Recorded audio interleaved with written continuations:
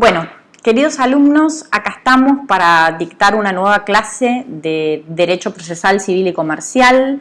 Mi nombre es María Eugenia Gómez, soy docente de la cátedra del doctor Jorge Rojas y bueno, esta es una nueva clase muy virtual que vamos a subir a nuestro canal de YouTube, en el cual el tema que vamos a abordar es el de los sujetos procesales, es decir, quiénes son los que intervienen en el proceso judicial. Pero antes de abordar el tema que nos convoca hoy, me parece importante aclararles dos cosas. La primera es, de algún modo, pedirles disculpas respecto a que los videos que vamos a subir a partir de ahora no van a tener la misma calidad ni de imagen ni de sonido que tuvieron los anteriores, que pudimos filmar con otros elementos técnicos que hoy no tenemos, porque en cumplimiento del decreto que dispone el aislamiento social, preventivo y obligatorio, debemos firmarlas desde nuestras casas, con nuestras computadoras y nuestros celulares, y eso va a hacer que no tengan la misma calidad. Por eso, bueno, en algún punto le pedimos disculpas o le aclaramos esta cuestión. Y en segundo lugar, toda vez que estamos dictando clases virtuales, volverles a recordar que estamos a disposición de ustedes, todos los docentes de la cátedra, de cada una de las comisiones, todos los alumnos cuentan con nuestras direcciones de correo electrónico para que nos hagan llegar por esa vía las dudas, las inquietudes que se les van presentando a lo largo de las clases que vamos dictando, ¿sí? Y de esa manera lograr de algún modo esa interacción que no se puede llevar a cabo por la falta de clases presenciales. Lo que me parece importante es que ustedes puedan estudiar la materia de un modo dinámico, es decir, relacionando los distintos temas que vamos viendo, porque van a advertir a lo largo de toda la materia cómo el proceso judicial está formado por distintos subsistemas que se relacionan entre sí. Entonces, vamos a ver hoy quiénes son los sujetos que intervienen en ese proceso judicial. Pero el derecho procesal, no pueden perder de vista, es más que el proceso judicial. El proceso judicial es una de las vías para resolver un conflicto, pero también existen otros métodos alternativos. ¿Alternativos a qué? Al proceso judicial, que también permiten resolver conflictos y que son materia y objeto de estudio del derecho procesal, como ser, por ejemplo, el arbitraje, como ser, por ejemplo, la mediación, la negociación. Bueno, la clase próxima va a estar dedicada al estudio de estos métodos alternativos al proceso judicial para resolver conflictos. Y no podemos perder de vista, entonces, que el proceso judicial es un sistema, y como sistema no es ni más ni menos que un conjunto de actos y elementos que se van interrelacionando, que van a su vez regulando la actividad de la jurisdicción y de las partes con un objetivo final. ¿Cuál es el objetivo final del proceso? Es la resolución de un conflicto. Y esa resolución del conflicto no la dicta ni más ni menos que el juez en el ejercicio de su jurisdicción. ¿Se acuerdan que vimos que la jurisdicción era una función que reposaba en el poder judicial y que entonces todos los jueces ejercían esta función jurisdiccional y que a lo largo del proceso judicial podían ejercer esa función o ejercían esa función jurisdiccional de distintos momentos, ¿sí? Ya hablamos de la notio, la coertio, la vocatio y la executio, es decir, cuando el juez conoce a través de los escritos de inicio, postulutorio de las partes, cuando el juez convoca a la otra parte o a terceros a integrar la litis, cuando el juez usa el poder de la fuerza para poder avanzar o hacer efectivo, eficaz el proceso, como ser ordenando traer a un testigo que no comparece y está notificado por la fuerza pública. Y también vimos que el juez tiene la posibilidad de ejecutar sus decisiones para que se cumplan, la executio.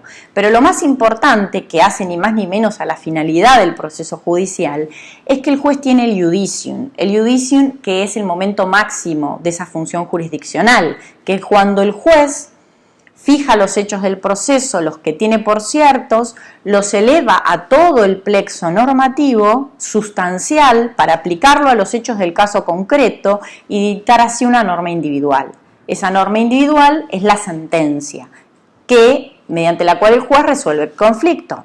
Pero también, vinculando este tema a otros que vimos, es importante que esa sentencia al ser dictada, cumpla con lo que es un debido proceso legal, que al momento de dictarse esa norma individual, se llegue a esa norma individual después de haber transitado un debido proceso legal, cumpliendo con la parte adjetiva y sustantiva, con las dos vertientes, es decir, habiendo cumplido con todas las formas creadas por el legislador, con los sistemas creados por el legislador para avanzar en ese proceso, sin que eso incumpla o viole ninguno de los derechos que están y principios consagrados tanto en la Constitución como en los tratados internacionales de derechos humanos con jerarquía constitucional.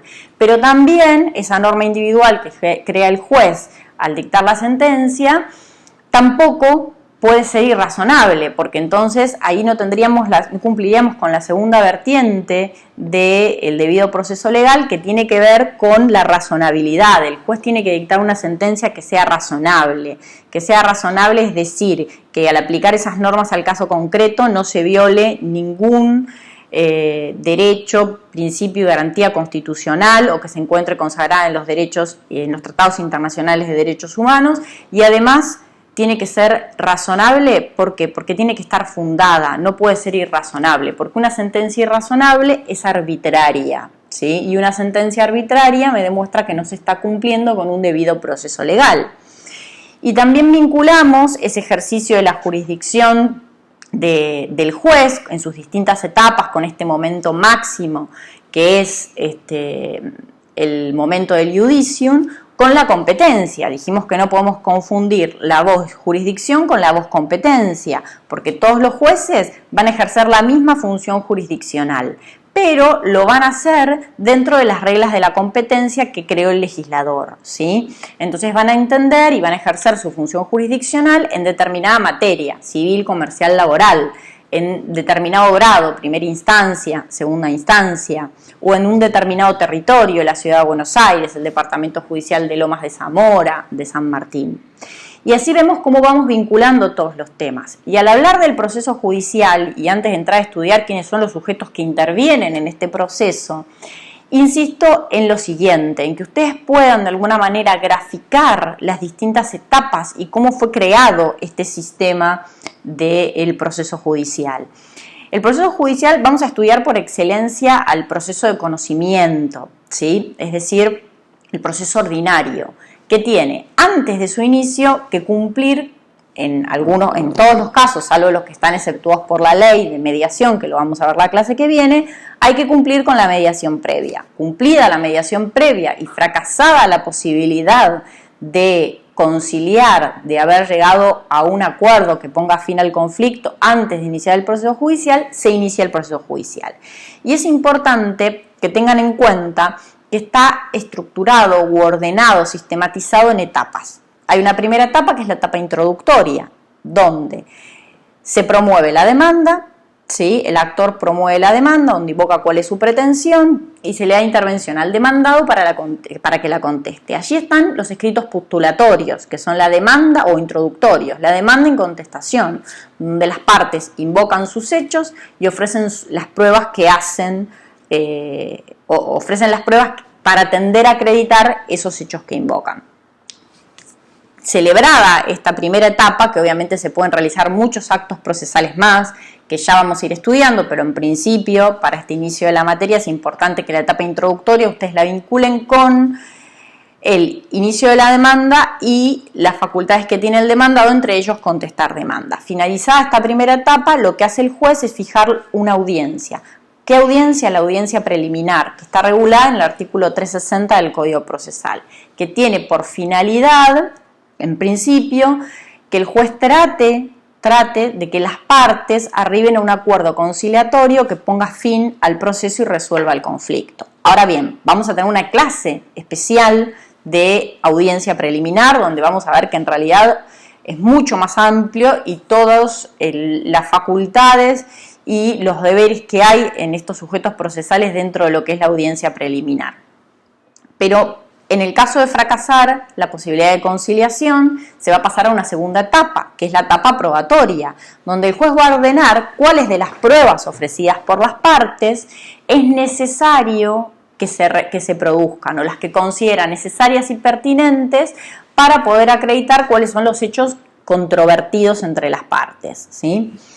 Producida toda la prueba, se entra a una siguiente etapa introductoria, etapa probatoria, la siguiente etapa que es la etapa conclusional. La etapa conclusional pues, no es ni más ni menos que aquella etapa en la cual el juez dicta la sentencia, donde vemos el iudicium, donde vemos la operación de subsunción jurídica que les explicaba antes. ¿Y qué puede pasar? Que esa sentencia que el juez dicta sea irrazonable, que no se haya cumplido con alguna de las vertientes del debido proceso legal. Y entonces, ¿qué pueden hacer las partes? Las partes pueden impugnar esa sentencia. ¿Cómo? A través del recurso de apelación. El recurso de apelación es un medio de impugnación de resoluciones judiciales, cuyo fundamento es evitar el error humano. Entonces, se le pide a la Cámara, que está por encima de ese juzgado, que revise esa decisión para confirmarla o revocarla total o parcialmente. Y nos encontramos así luego, esa es la etapa recursiva, la etapa de los recursos, que viene después de la etapa conclusional. Y por último puede estar la etapa de ejecución. ¿Cuándo tendría lugar la etapa de ejecución? Cuando aquel que fue condenado a una obligación de dar, de hacer, no cumple con la condena que se dispuso en la sentencia. Entonces es necesario ejecutarla forzadamente. Y entonces se da así una última etapa de ejecución, donde vemos a su vez lo que vimos en los momentos de ejecución como la executio, la posibilidad, la facultad que tiene el juez para hacer cumplir sus decisiones. Y esta es toda la etapa, digamos, las etapas del proceso. Entonces lo que nosotros vamos a estudiar ahora es quiénes intervienen en este proceso judicial. ¿Quiénes son los sujetos que intervienen en este proceso judicial? Si yo les preguntara quiénes son los sujetos, probablemente la mayoría de ustedes me diría el juez y las partes, entendiendo por partes al actor, al reclamante, al demandante, al que promueve la demanda, al que pone activa la jurisdicción y da comienzo a este proceso, y por otro lado, al demandado, ¿sí? Aquel del cual el actor, el que promovió la demanda, pretende que satisfaga la pretensión que se invoca en esa demanda. Eso en principio está bien, ¿sí? Tanto el juez como las partes, actor y demandado, son sujetos procesales, pero no son los únicos sujetos procesales que intervienen a lo largo del proceso judicial. Entonces, convendría, para que lo estudien de un modo más claro, hacer una clasificación de los intervinientes procesales, que pueden ser de tres tipos. Por un lado, los órganos de la jurisdicción, que obviamente por excelencia el sujeto procesal ahí es el juez, pero no es el único. En segundo lugar, las partes, actor, demandado en principio, y sus colaboradores, partes y colaboradores, como ser, por ejemplo, los abogados. Ya vamos a estudiar que es obligatoria para las partes la asistencia letrada en todos los actos procesales que realicen a lo largo del proceso. Y como última opción de intervinientes procesales, los terceros. Intervinientes procesales, órganos de la jurisdicción. Partes y colaboradores, terceros. Entonces vamos a empezar a estudiar en esta primera parte lo que son los órganos de la jurisdicción. Entonces, por excelencia, el sujeto acá dijimos que es el juez, ¿sí? El juez entendido como aquel magistrado que, investido del poder jurisdiccional del Estado, va a resolver el conflicto que se le presente y lo va a hacer conforme las reglas de la competencia, ¿sí? Es decir, en función de su materia, su grado, su territorio. Y es importante acá ver cómo el legislador tiene que crear y tendió a crear sistemas para organizar la competencia, para ver si los tribunales son unipersonales o colegiados, y creó este sistema siempre respetando lo que es el principio del juez natural. El juez que entienda en el proceso tiene que ser siempre el juez natural. ¿Qué tenemos que entender por juez natural? Al juez que es imparcial, imparcial, que no es parte, e independiente. Esa es la relación que tiene que haber entre las partes y el juez. Entonces, vamos a ver más adelante cómo creó un sistema de recusaciones el legislador para que se respete este principio de juez natural. Entonces, ¿Qué jueces van a intervenir a lo largo del proceso? ¿Qué magistrados? Van a ser en lo que es la organización judicial de la justicia ordinaria dentro de la Ciudad de Buenos Aires, vamos a tener los jueces de primera instancia, que por un lado tenemos jueces nacionales en lo civil, por otro lado en lo comercial, no hace a nuestra materia, pero también están los jueces nacionales del trabajo, y después tenemos los jueces de primera instancia en lo civil y comercial federal. ¿Se acuerdan cuando vimos la clase de competencia y organización judicial que tenemos una justicia federal y una justicia ordinaria? Ahora bien, además de los jueces de primera instancia, van a entender luego los jueces, en el caso que se recurra y que se acceda por vía de recurso de apelación, van a intervenir los jueces de la Cámara que está por encima de los juzgados de primera instancia. Las cámaras, tanto civil como comercial, están integradas por salas, ¿sí? Y las salas son tribunales compuestas por 3 jueces. Entonces vemos cómo el legislador acá optó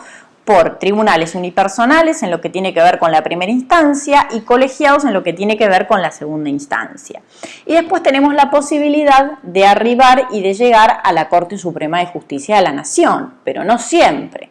Vimos en la clase donde vimos competencia que la Corte entiende en 2 casos, en lo que es materia originaria de la Corte, artículo 117 de la Constitución Nacional, o cuando hay derecho federal en juego. ¿Sí? Y entonces vimos que tenemos organizada la justicia en lo que es federal y lo que es ordinaria, como les explicaba recién, civil por un lado, comercial por el otro, y después tenemos civiles y comerciales federales. Y ustedes me preguntarán, ¿y cómo me doy cuenta yo cuando estoy ante derecho federal o derecho común, ordinario? Bueno, el artículo 75, inciso 12 de la Constitución Nacional regula cuáles son las atribuciones del Congreso.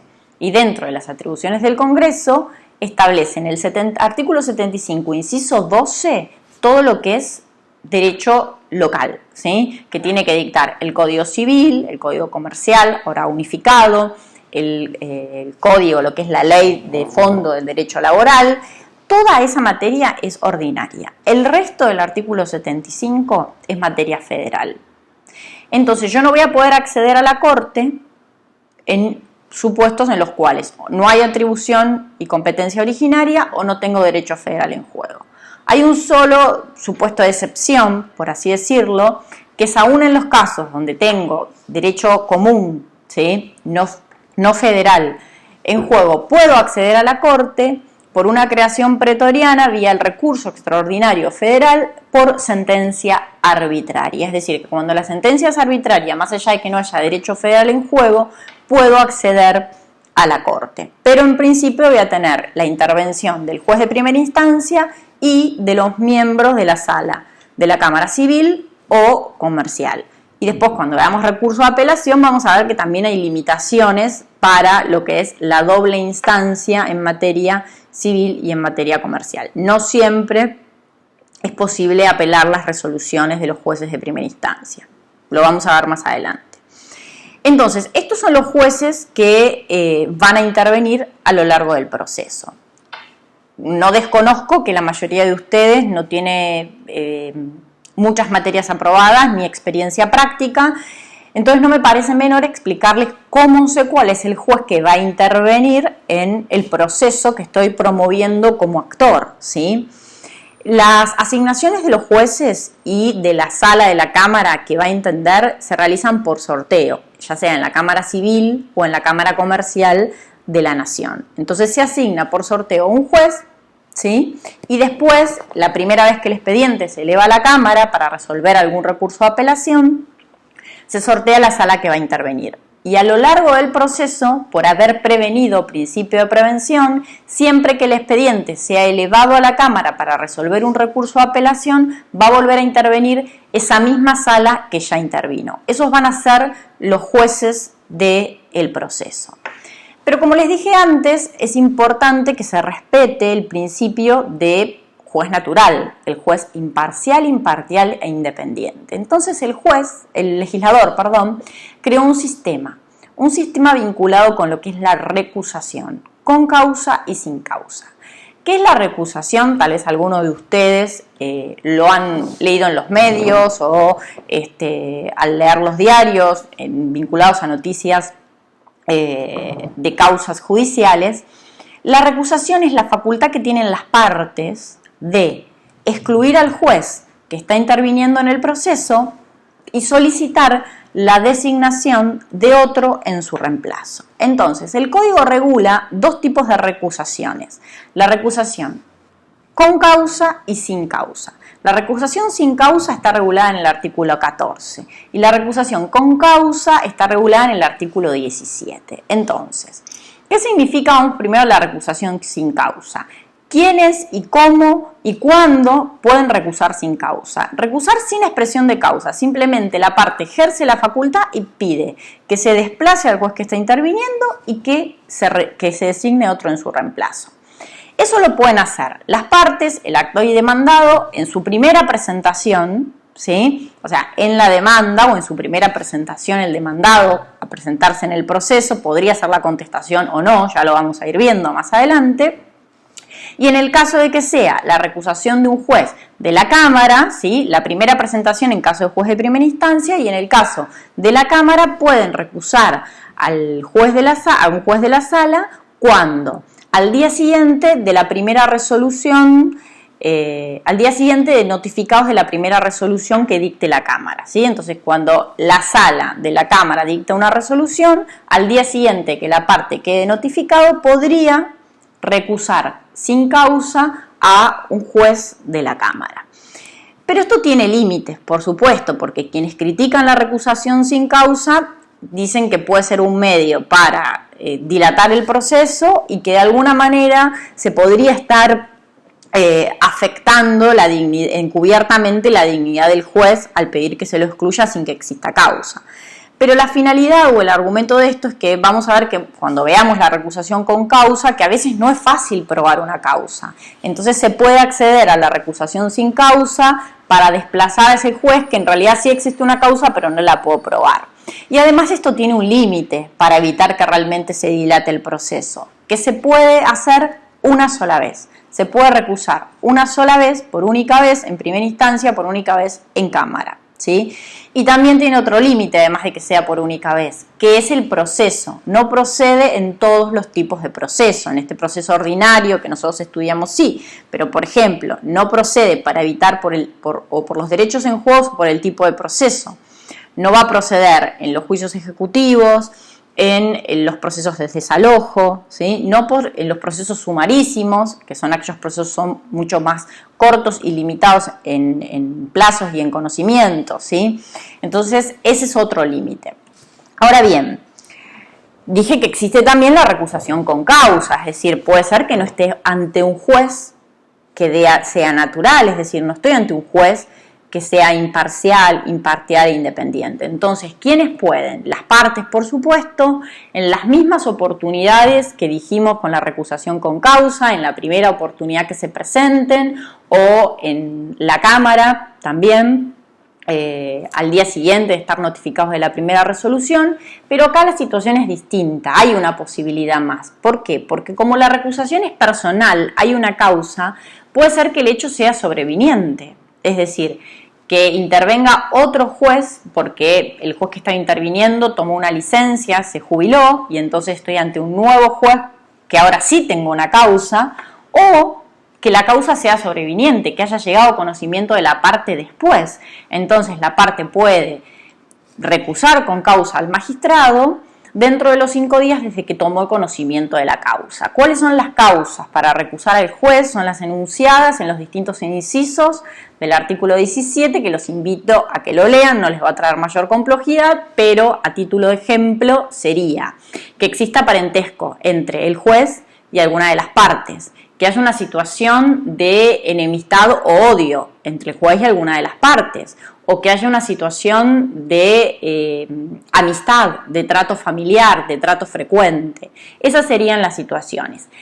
Pero, más allá de que la parte pueda recusar con causa, el artículo 30 del Código Procesal establece que el mismo juez, en el caso de que existan las causales previstas en el 17, se tiene que excusar, ¿sí? Se tiene que excusar de entender invocando alguna de estas causales. ¿Quién resuelve la recusación con causa la va a resolver. En el caso de que sea un juez de primera instancia, la Cámara. En el caso de que sea un miembro de alguna de las salas de la Cámara o de la Corte, la resuelve ese mismo tribunal, sin por supuesto el miembro al que fue recusado, y si es necesario por un tema de mayoría se va a integrar esa sala conforme lo dispone el Reglamento de la Justicia Nacional para que se resuelva.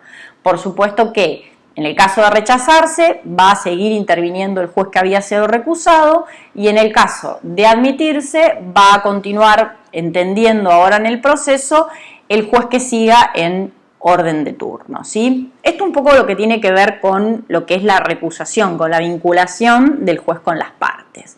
Ahora bien, ¿cuáles son los derechos, los deberes, las facultades de los jueces?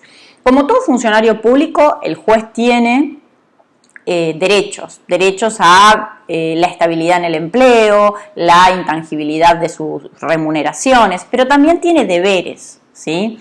Que tiene deberes y facultades. ¿Dónde están regulados en el Código? A partir del artículo 34 y siguientes, ¿sí? En el artículo 34 regula lo que son los deberes generales del juez. Por ejemplo, tiene que dictar las resoluciones dentro de los plazos, depende qué tipo de resolución sea, si es una providencia, ya vamos a ver los tipos de resoluciones judiciales, pero si es la sentencia, ¿sí? Si es la sentencia, la tiene que dictar en un plazo. Si es una providencia simple, la que hace el mero trámite del proceso, en otro plazo. O sea, tiene que cumplir con los plazos en el dictado de sus resoluciones que establece la ley. También tiene que asistir a la audiencia preliminar que les mencioné, ¿sí? La del artículo 360. Es indelegable. El juez tiene que estar presente en esa audiencia, tiene que ser quien la lleva a cabo, y es muy importante esto por lo que se llama el principio de inmediación, por la importancia que tiene que tener, de la inmediación que tiene que existir entre el juez y las partes para conocer mejor el conflicto y para tratar de utilizar los medios necesarios para poder resolverlos, que esa es la finalidad de la audiencia. Pero también el juez tiene, por decirlo de algún modo, lo que se llaman las potestades disciplinarias. Potestades disciplinarias que están en el artículo 35. El juez puede, por ejemplo, para mantener el orden en el proceso, excluir de una audiencia aquel que está perturbando el curso de la misma. Y puede también aplicar sanciones combinatorias, artículo 37. ¿Qué quiere decir? Que le puede aplicar sanciones pecuniarias y progresivas a las partes o a terceros para que cumplan. ¿Se acuerdan cuando vimos jurisdicción? El juez puede, de alguna manera, tiene la facultad de tomar las medidas que sean necesarias para hacer cumplir sus decisiones, ¿sí? Por eso es que puede aplicar estas sanciones. Y después tiene los deberes y las facultades ordenatorias e instructorias, las del artículo 36, ¿sí? El juez, por ejemplo, más allá de la audiencia preliminar que les expliqué en las etapas del proceso, por el artículo 36 puede convocar en cualquier instancia del proceso a las partes personalmente a una audiencia en su despacho para volver a intentar arribar a un acuerdo. Muchas veces, y lo van a ver en la próxima clase, los conflictos se van modificando a lo largo del tiempo y tal vez aquello que no se pudo solucionar en una etapa del proceso sí puede solucionarse en otra. Y además puede dictar, según el artículo 36, lo que se llaman las medidas de mejor proveer. ¿Cuáles son estas medidas de mejor proveer? El juez lo que busca con estas medidas es esclarecer cuál es la verdad que hay detrás de los hechos controvertidos. Obviamente, sin afectar el derecho de defensa de las partes, ni suplir su conducta negligente y demás, puede ordenar ciertas medidas para esclarecer la verdad. Luego, producida toda la prueba, puede convocar a los testigos y a los peritos intervinientes para formularles cierto pedido de explicaciones o aclaraciones respecto de lo que declaró o respecto del dictamen pericial que hizo. Y ahí entonces tenemos estas facultades del artículo 36. Después, más que nada para ir cerrando esta primera parte, tienen todo lo que tiene que ver con el nombramiento y la remoción de los jueces. ¿Quién nombra a los jueces? ¿Quién remueve a los jueces? Acá tienen que hacer una distinción, si son jueces que son miembros de la Corte Suprema o el resto de los jueces, porque cambia tanto el nombramiento como la remoción. El nombramiento de los jueces de la Corte Suprema le corresponden al presidente con el acuerdo de 2/3 del Senado, de los que estén presentes en la sesión pública. En lo que corresponde al resto de los jueces, también corresponde al presidente con el acuerdo de 2/3 de los miembros del Senado. Pero aquí lo que tienen de diferente es que existe lo que se llama el Consejo de la Magistratura. El Consejo de Magistratura va a aportarle al Poder Ejecutivo una terna de jueces vinculantes, ¿sí? Esa terna es vinculante.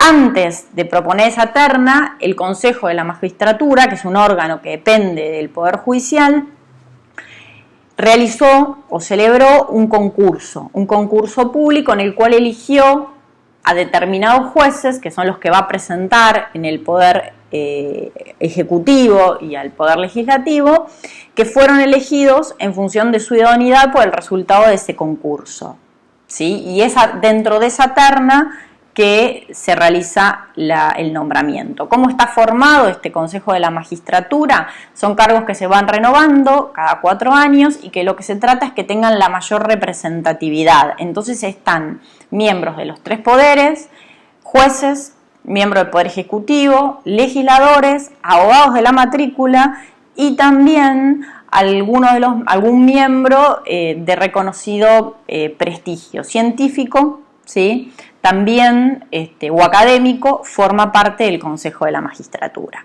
Y en lo que tiene que ver con la remoción, las causales de remoción de todos los jueces son las del artículo 53 de la Constitución, que es la comisión de un delito o el mal desempeño de sus funciones. Y entonces nuevamente tenemos que distinguir quién puede remover a un miembro de la Corte. El Congreso, ¿sí? Con la acusación de la Cámara de Diputados a la Cámara de Senadores.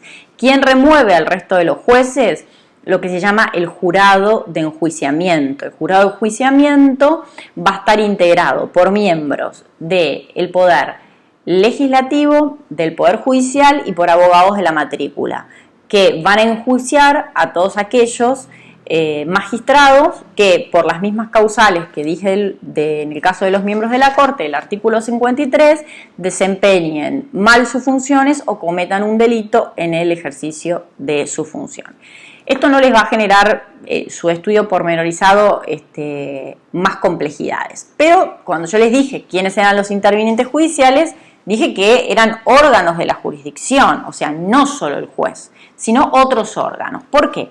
Porque el juez tiene auxiliares dentro de su despacho, dentro de su juzgado, y esos no son ni más ni menos que empleados jerárquicos, que son el secretario y el prosecretario, es decir, en lo que es la estructura de un juzgado o en lo que es lo mismo, las salas dentro de las cámaras, más allá del juez, existe el cargo del secretario y del prosecretario, que son empleados jerárquicos cuyos deberes y obligaciones y sus derechos están regulados en los artículos 38 y 39 del Código Procesal. Y estos funcionarios, si bien no son los que están embestidos de la función jurisdiccional, realizan también distintos actos a lo largo del proceso. Dictan resoluciones, no las que dicta el juez, pero también dictan ciertas resoluciones, las que establece el Código Procesal. Y esto va a ser muy importante para cuando estudiamos recursos. Acuérdense, para poder interponer un recurso, cualquier tipo que sea, un medio de impugnación, un recurso es un medio de impugnación de una resolución judicial. Para poder impugnar esa resolución judicial, para saber qué recurso tengo que interponer, primero tengo que ver quién dictó esa resolución. No son los mismos mecanismos impugnativos de una resolución que firma un secretario o un prosecretario a los que firma un juez. Por eso esto es importante, recuérdenlo para cuando veamos recursos. Y estos serían los auxiliares del juez dentro del despacho. Por supuesto, también hay otros empleados dentro de los juzgados, pero que no tendrían un cargo jerárquico como estos que les menciono, ni firman ningún tipo de resolución. Pero no basta, hay más. ¿Sí? Hay distintas oficinas dentro de esta organización de la jurisdicción que también asisten o auxilian a la jurisdicción, como por ejemplo lo que sería el cuerpo médico forense o los cuerpos que están integrados por distintos especialistas o peritos que muchas veces consultan los magistrados para la obtención de algún dictamen, de alguna materia específica, en el caso del cuerpo médico forense, todo lo que esté vinculado a cuestiones médicas. También existen los cuerpos interdisciplinarios formados por asistentes sociales, psicopedagogos, psicólogos, y estos cuerpos interdisciplinarios asisten y trabajan mucho con los jueces de familia, ¿sí? Porque sus dictámenes resultan interesantes y necesarios para abordar la conflictiva familiar que se da en los procesos de familia. Y después tenemos también la Oficina de Mandamientos y Notificaciones. ¿Qué es esto? Ya lo vamos a ir viendo cuando veamos los distintos actos procesales y los medios de notificación. Pero la Oficina de Notificaciones cuenta con oficiales que tienen que cumplir con las mandas judiciales. Cuando ustedes promueven una demanda, esa demanda hay que notificarla al demandado para que tome conocimiento de la existencia del proceso. ¿Cómo se notifica? Mediante una cédula de notificación que se dirige a su domicilio real. ¿Quién diligencia esa cédula? Bueno, se hace por medio de la Oficina de Notificaciones. Por eso es que esta Oficina de Notificaciones formaría parte de esta organización judicial. Y también dije de notificaciones y mandamientos, porque hay oficiales de justicia que cumplen con mandas que dispone el juez. Ejemplo, es necesario, mediante un mandamiento, disponer que un oficial de justicia se presente en un inmueble para lograr la desocupación de un inmueble en un proceso de desalojo y volver a poner en posesión a su propietario. O para, por ejemplo, trabar embargos en maquinarias de una empresa. Entonces, el oficial de justicia, con la manda del juez, con el mandamiento, se presenta en el lugar y lleva adelante la diligencia, ¿sí?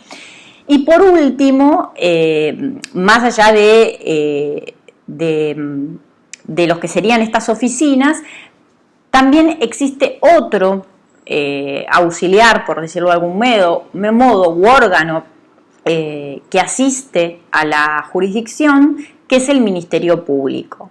Y el Ministerio Público ustedes lo tienen que de alguna manera estudiar o diferenciar como en tres ramas distintas. Está el Ministerio Público Fiscal, dentro del Ministerio Público está el Defensor de Menores e Incapaces y por otro lado el Defensor de Pobres y Ausentes.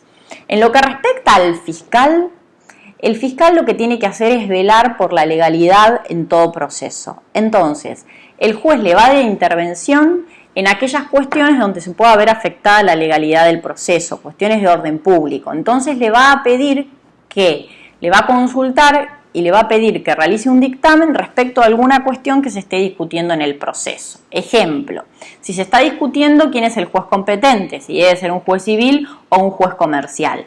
Previo el juez a resolver la competencia, le va a dar vista al fiscal, el expediente se va a remitir al fiscal para que el fiscal haga un dictamen donde de alguna manera informe o manifieste cuál es el que él considera que es el juez competente. Lo mismo cuando se plantean, por ejemplo, inconstitucionalidades de alguna norma. Antes de resolver, lo que hace el juez es darle vista al fiscal para que dictamine, para que exprese su opinión sobre la cuestión que se está discutiendo.